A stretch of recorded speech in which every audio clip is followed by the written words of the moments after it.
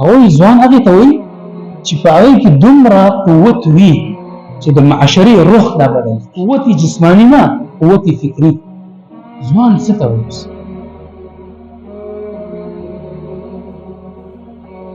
هر یو سړي خپل تعریف دی چې ځوان دا دی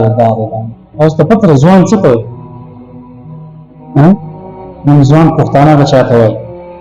مړی وشي حجره کې ناست دي مشرانو ته اوبه ورکوي کشرانو ملګرانو چې کوم داسې لیبر طبقه ده په هغې کې ځوان هغې ته وایي چې خسته مزدار یې غټې غټې مړۍ کوي او زمونږ د طالبانو په ژوند کې مونږ ځوان هغې ته وایو چې کټه یو بل لفظ نه وایم هغې ته مونږ ځوان شریعت کې ځوان چاته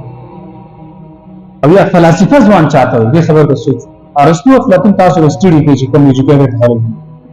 ډېر په طبیعت کې مور دی بل طرف ته انسان دی بعضو خبرو کې وګورئ فلسفه تعریف د ځوانۍ څه کړی هغوی ځوان هغې ته وایي چې په هغې کې دومره قوت وي چې د معاشري روح دا بدل کړي انقلاب راولي انقلاب پېژنئ فلسفه څه وایي ځوان هغه دی چې دومره قوت په دې کې قوت جسماني نه قوت فکري ذهني قوت دومره په دې کې وي چې د معاشري روح بدل کی یعنی انقلاب راوړي او شریعت کې ځوان چاته وي هغه چاته وي یو سړی سن بلوغت ته ورسي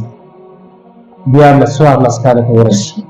او احکام د شرع په دې باندې لازم شي دې ته څه وایي ته ځوان ته عمر څومره دی 33 کاله چا زیږر کړه چا 40 کاله زیږر کړه چې د ځوانۍ عمر د 15 کاله نه شروع کیږي تر د 40 کاله او په دې کې یو نص موجود دی حدیث کې راځي الله رسول فرمایي